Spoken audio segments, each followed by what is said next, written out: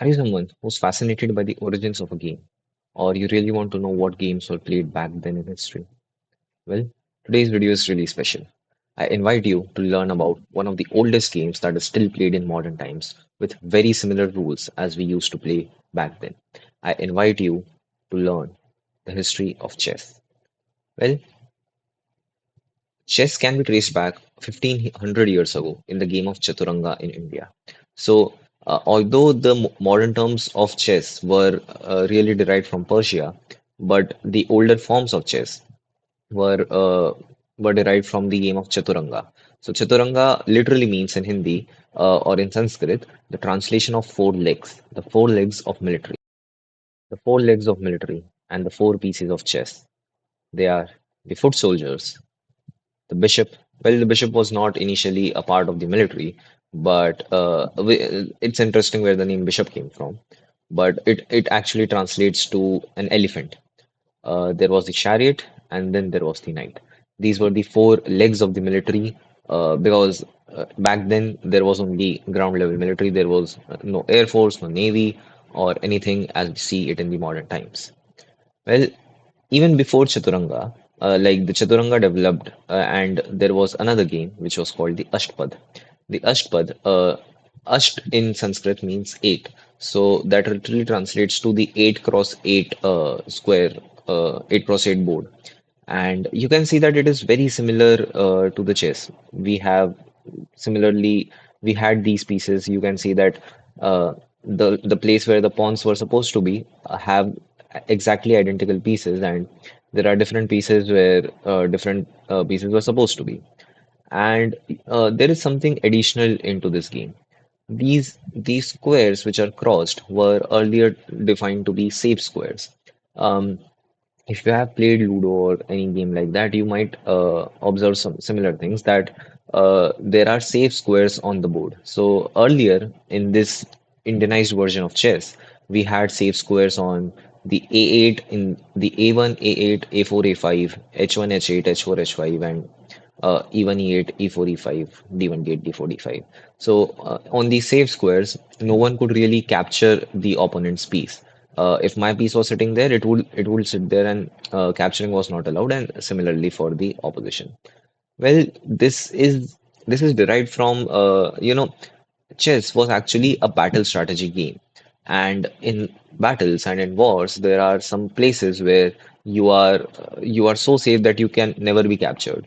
So these were the places which kings and his counselors used to define as the safe spaces, and that was their simulation of an ideal battle.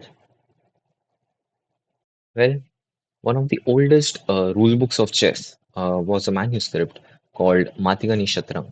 It's a Persian word or a Pahlavi word, and this was a book of chess. It explained the basic rules of the game, and we still have that manuscript as a history artifact. In fact, we have more chess-related artifacts. One of them is this. It is a really beginning level. It's a shortened version of chess. It is not an 8 cross 8 board, of course, but somewhat what chess could be. But chess, that began as a battle simulation, soon turned to be a game of intellect. Well, as we learned that it was India where chess was developed as Ashtpad or Chaturanga, when it moved out to the countries like Persia, there's an interesting story that an Indian counselor went to the king of Persia in his court and challenged that if you could really solve this particular thing. Well, that particular thing turned out to be a chess puzzle, as we know about it today. But if you could really tell me how to win the game from this situation, then will my king, like the Indian king, will reward you with gold and wealth.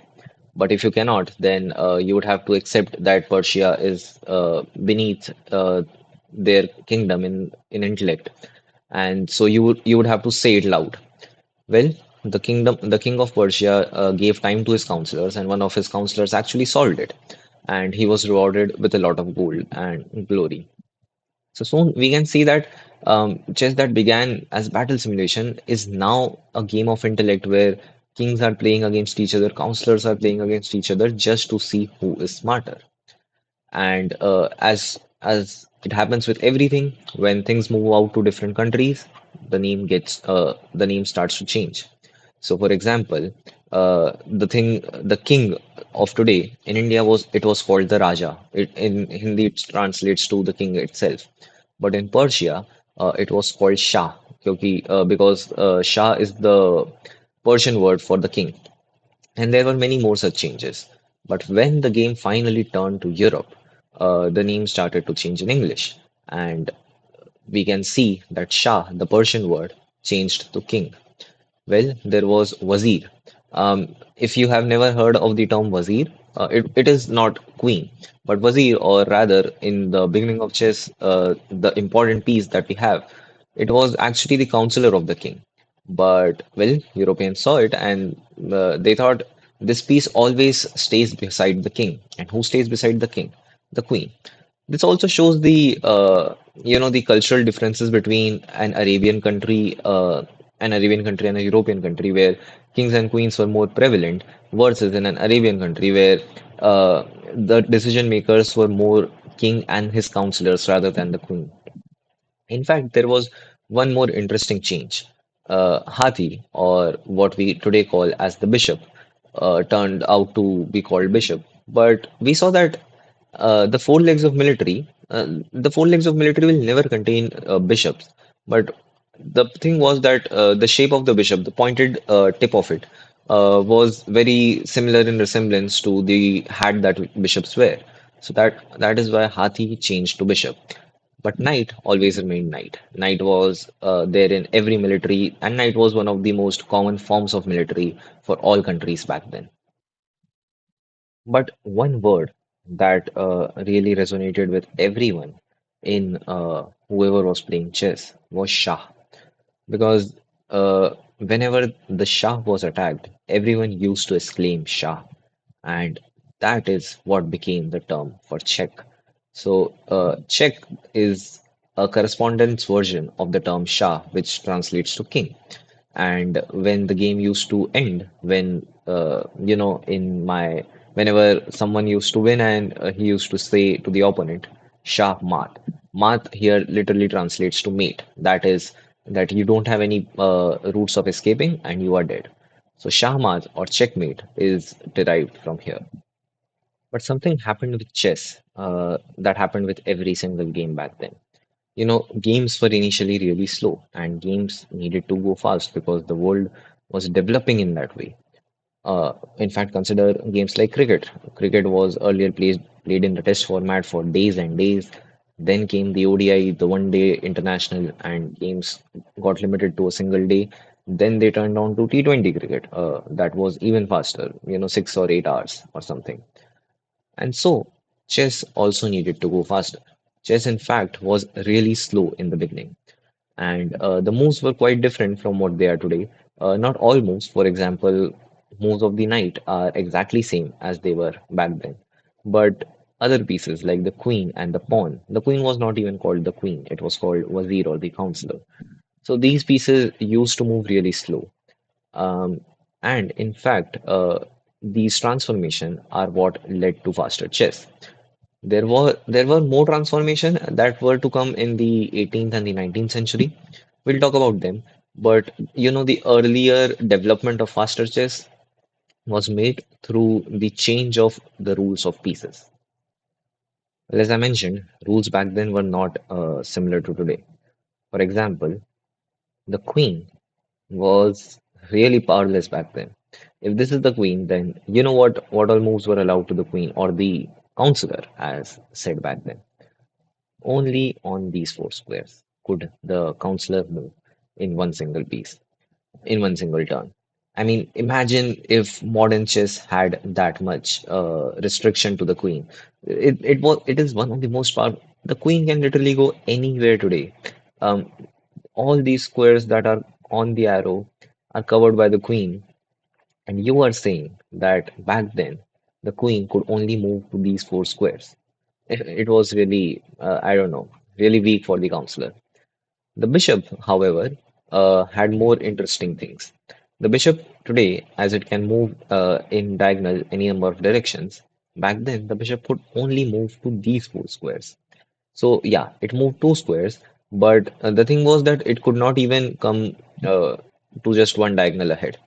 And the ability that the knight has of jumping over, the bishop too had the ability of jumping over. So if this pawn is here, then this bishop could directly capture this knight. Uh, yeah, that was the rules for this bishop. The pawn in the beginning of the game, as this was the reason the game was really slow, because the pawn was never allowed to move two steps in a single turn, and it used to move only in single direction. If there is a piece opposite to the diagonal, as today, it would capture it, and it would only be promoted to a queen and nothing else. There is a clash of ideas between what happened in the original games in situations like stalemate. So, for example, this situation is a stalemate. The opposition king cannot move anywhere. Well, some historians say that a stalemate was essentially considered as a loss for the opposition because, well, the game was a battle strategy game, right? So if I have moved somewhere and the opposition king can not go anywhere, then the opposition king has essentially lost. He's stuck there, and I will eventually capture him. But some historians argue that if these were the situations, then the opposition could take any piece away, like any piece of the of the winning person away from the board in order to escape from a stalemate. So, for example, it was completely valid back then for black to just take this queen and throw it away. Uh, that was it. So stalemates essentially never used to happen by, as mentioned by some historians. It would always lead to a game, uh, like a draw could happen, but a draw required that both the players had no pieces left on the board. A draw was not by agreement, and a draw was not by stalemate. If there occurs a situation of a stalemate, then one piece would be removed off the board just in order for the game to continue. In order to make the game even more faster, the idea that pawns could be played two squares in the beginning was introduced, and thus was born the modern rule of chess that I can push my pawn two squares in the beginning. The entire concept was that if both opponents push their pawn two pieces in the beginning, then this trade could happen quicker and the game could get more aggressive faster. But the problem with pushing the pawn two steps was that the thing that really occurs in the scenario of n%, that you should always remember that this entire game is a battle simulation. And in no battle can a soldier just ignore the opponent and move ahead and get right beside him and say, I don't want to fight you. So this scenario is not really possible in a battle. That is why the entire rule of n% was introduced, where this pawn will go to d6 and this pawn will be kicked off the board. So yeah, rules came one after the other. First came the double promotion, and then came that the n% rule. In fact, earlier, in some Indianized versions of chess, it was said that if let me put these pieces here. If this pawn gets promoted to the square, then the pawn will be promoted only to the piece it is coming with respect to. So, for example, the king will be an exception. But let's say this bishop was not here, and this pawn was being promoted to the square. Then in the Indianized versions, some versions of chess, this pawn was not really allowed to be made a queen. It was supposed to be made a bishop only because it came in the file of a bishop. And similarly for knight, and similarly for rook, and similarly for queen. In place of king, there were more debates about what rule it was exactly. But mostly people agreed that in the file of king, the pawn could be promoted to any piece you want to. Well, the game was supposed to go even faster. And in certain scenarios, in the older version, if let's say this knight was not here, then in just it was allowed only for one move, that you can really jump the king over one piece and get it protected. Well, you can obviously correlate. This move led to the formation of the latest castling. So, castling was born from these ideas where king safety was required early on in the game, and I just needed to get the game faster.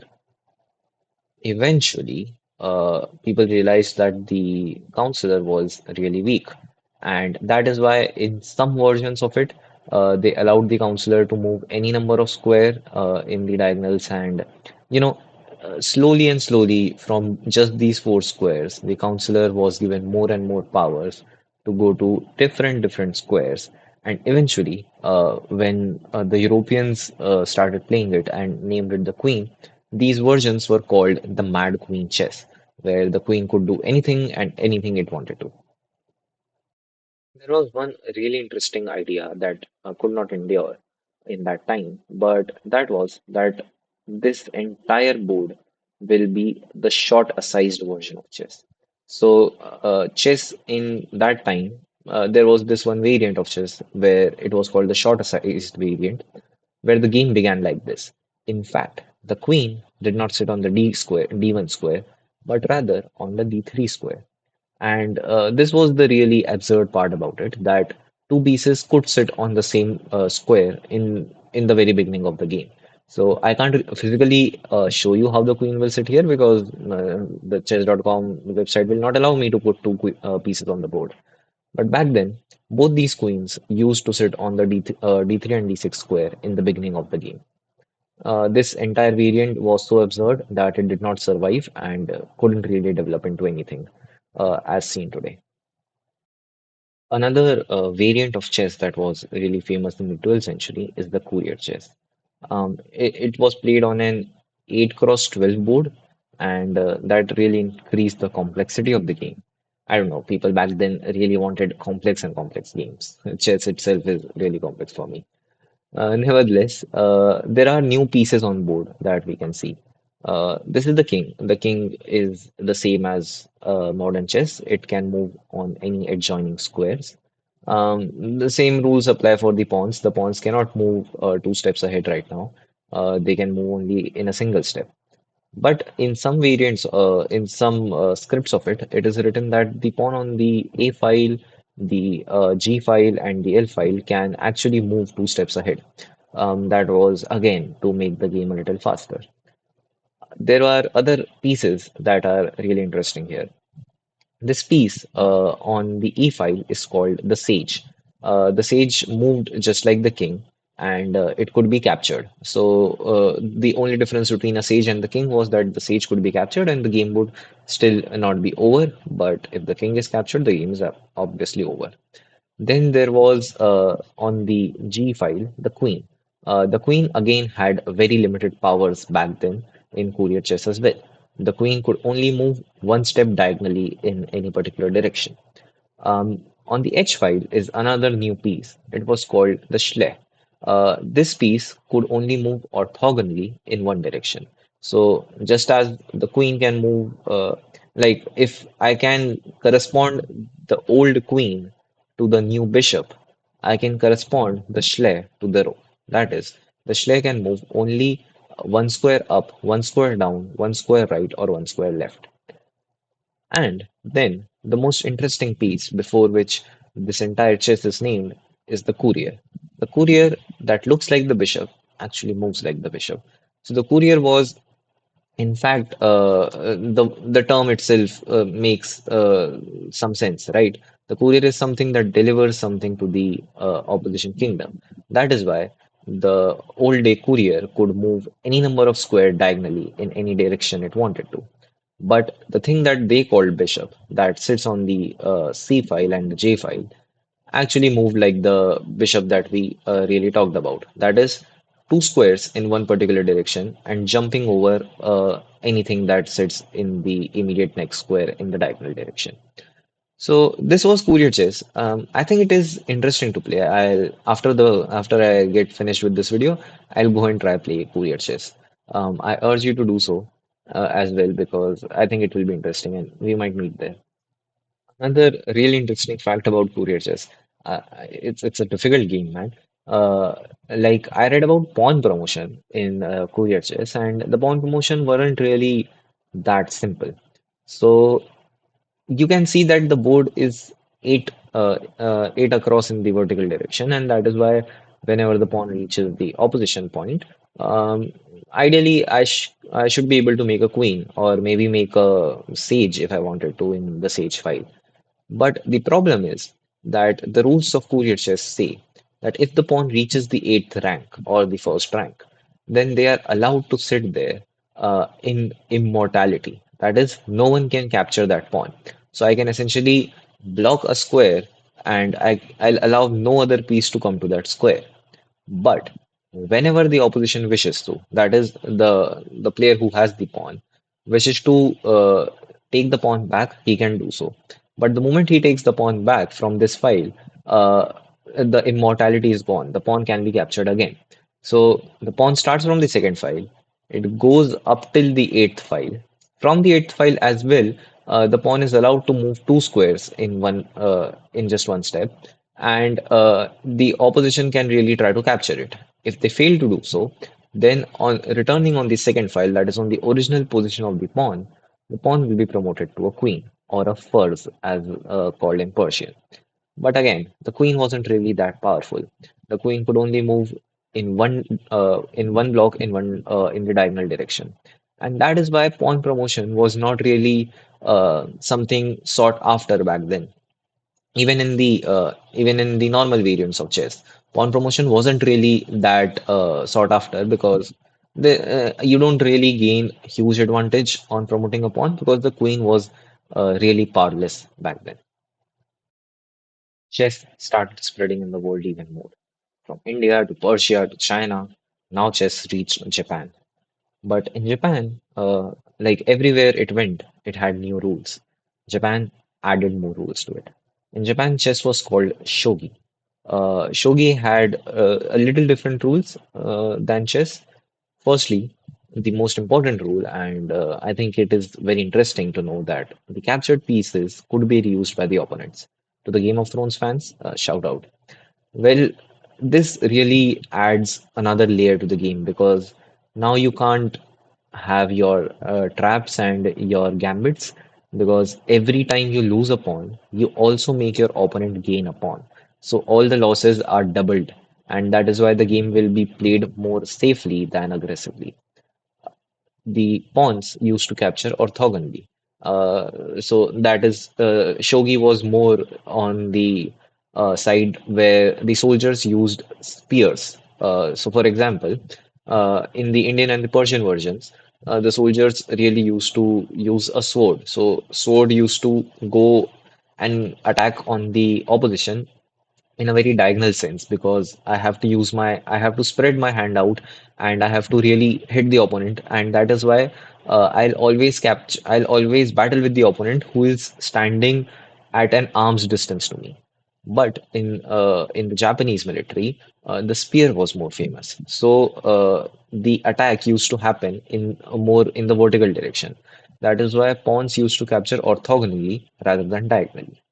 But the most important change in shogi than chess was that shogi was played on a 9 cross 9 board, and a 9 cross 9 board means an additional piece. So the additional piece was a gold general beside the king.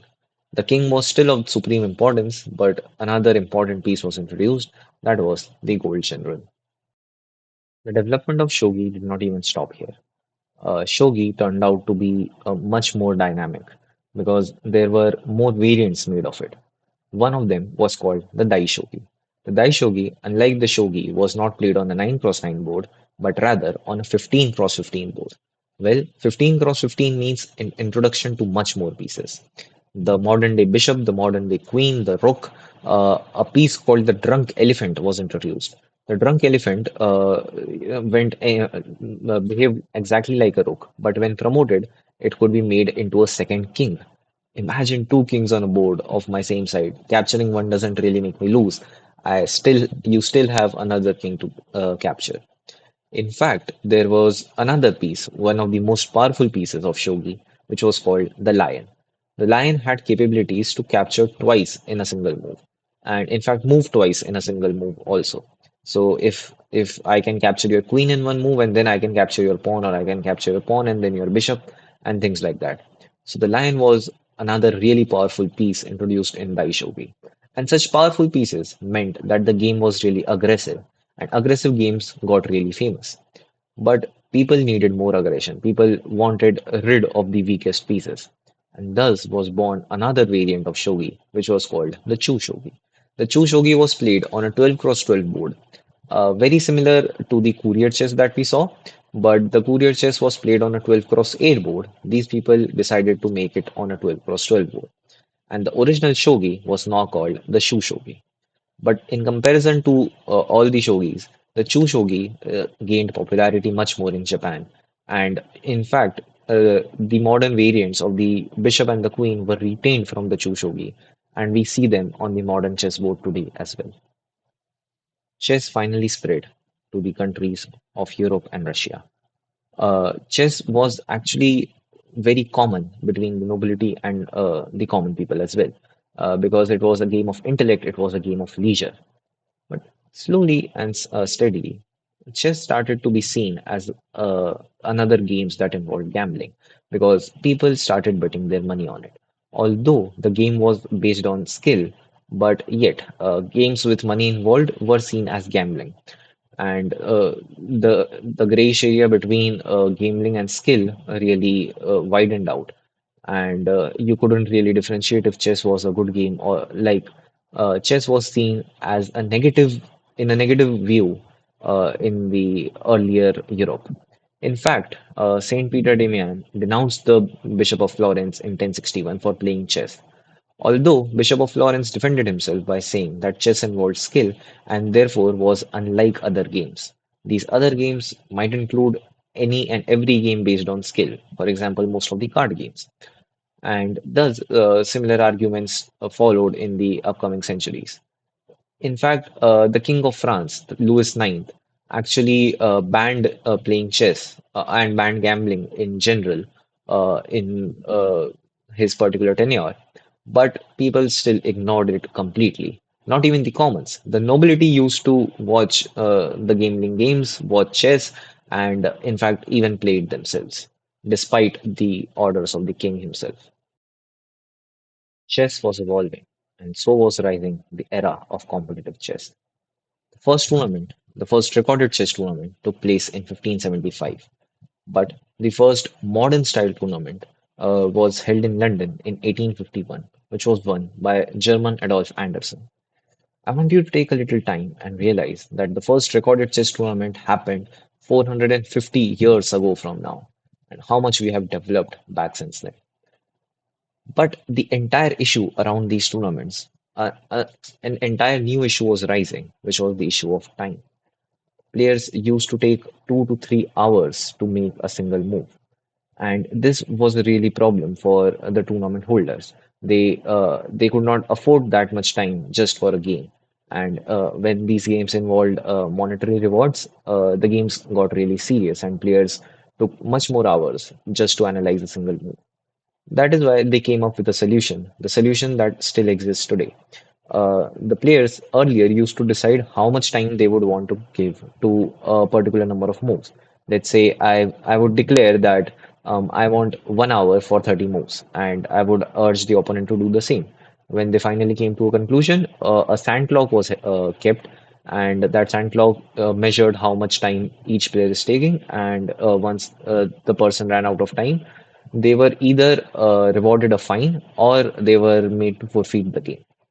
The problem with the fine was that mostly chess was prevalent in the nobility, and the nobility had a lot of money to pay to the fine, and that is why finally the rule of forfeiting came in place, where if you have lost on time, then you have lost the game, and thus came a new entire losing thing, where earlier you could lose by checkmate, earlier you could lose by resigning, but now you could also lose on time.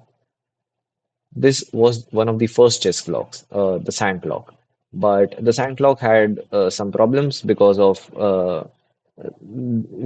how quickly can you perceive the error in perceiving which player has lost first. That is why a new style of clock was developed. This. And from here is like the one player used to press this button and the other player used to press this button after they make their moves, and whenever this flag used to fall, the player was considered defeated. And from there is the term flagging invented. So when someone says your flag fell in chess, even if the clock is a modern one, it's an old lingo that simply means that you have lost on time. Modern clocks look somewhat like this. Even today in modern clocks, when the time ends, there is a flag shown in the middle of the clock. That really traces back to the old times when the clock was based on flagging. But chess got more competitive, and it got introduced into an entire world level. And thus came another new title called the World Champion of Chess. Well, the first world champion was Wilhelm Steinitz. But earlier, world championships were not really given by FIDE, but rather by Tsar. So the Tsar of Russia used to provide the title of a world champion. But Tsar of Russia was in the earlier regions of the world when the world was not really revolutionized. Two world war happened in between the the time when the chess was played in a traditional way versus when chess was played in a modern way. In between these two world wars, the game turned really from a tactical game to a much more positional game. Grandmasters and the best players in the world were now not only focusing on taking material advantages, but rather maintaining good positions and thinking in more depth. Chess got evolved, and so did humans. But finally, FIDE started controlling the world championships, and it is still controlling the world championships today. FIDE grants the title of a world champion in a very systematic and a very professional way. In fact, after World War II, uh, there was no other world champion from outside the world than the Soviet Union except Bobby Fischer. Bobby Fischer was the only American citizen in that era, in the era when Soviet Union or the USSR existed, that he was the only American citizen who could win a world championship. But soon enough, Bobby Fischer resigned. Not resigned, but he refused to play against Karpov, and because of some dispute with FIDE. So Karpov automatically became the new world champion in 1975. Karpov held this position for the next 10 years until he was defeated by another Russian grandmaster, Garry Kasparov. Garry Kasparov also held this title. In fact, he defeated Karpov in the next immediate 5 years, year after year, and Karpov could never gain his world championship title back. But something new was developing, something that humans could have never anticipated was coming, the era of computer chess. Computer chess was a little weak back then as compared to today, but yet computers were developing. And in an iconic match in 1996 between Garry Kasparov and IBM's computer Deep Blue, where they decided to play a six-game match. Garry Kasparov initially won with a score of 4-2, but in the rematch, he lost it to a 3.5 and 2.5 points each. And thus, computers started getting ahead of humans in terms of playing such a complex game. Also, in 2006, the then world champion Kramnik lost the match against Deep Fritz, effectively increasing the gap between human and computer chess. Nevertheless, human World Chess Championships still happen today. In fact, after Kramnik lost to Vishwanathan Anand, Anand became the first Indian to be a world chess champion. He retained his title till the year 2013, when Magnus Carlsen defeated Vishwanathan Anand in a World Chess Championship, and he himself became the new world champion. He retained his title till the year 2022, but in year 2023 he refused to defend his title, and thus Ding Liren became the new world chess champion. In the year 2024, Ding Liren was defeated by D. Gukesh, and he is the current world chess champion. In 1,000 years, chess has changed a lot, as seen in the images. But yet, chess retains its core principles. Chess is still a strategy based game. Chess is still followed by certain rules, and chess is still a game of intellect. So, that is it for today, guys. This was a little brief introduction to the history of chess. On this channel, we make more videos on lessons, facts, and everything in and about chess. If you want to watch more such videos, do subscribe to this channel. And if you want to watch anything in particular, do drop us a comment and we'll make a video on it. Thank you.